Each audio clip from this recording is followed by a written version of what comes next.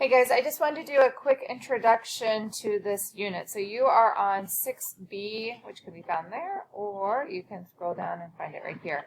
So this is the many radicals unit. So of course, as always,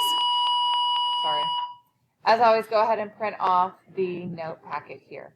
But what I wanted to really talk to you guys about in this unit is there are no calculators that you can use in this unit. Do not use your calculator.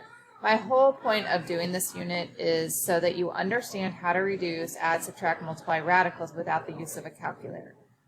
Some calculators, especially the yellow ones, will do these problems for you. But as you get into higher level math, algebra 2, and or even beyond, if you're going to take classes beyond that, you will need to know how to reduce radicals without the use of a calculator. So it's really important that in this unit that you do not use your calculators at all.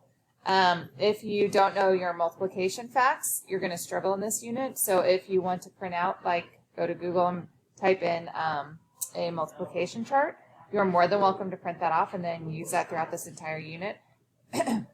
But just do not use the calculator because that will not benefit you at all. These are all homework assignments and there is no test in this unit, but there is a quiz down at the bottom. So that is, excuse me. That is the last thing that you'll need to do for this unit. So fill out the notes, complete all the homework, and then the quiz at the bottom, and then you are done with this unit. All right, that's all I need to tell you guys. Thanks.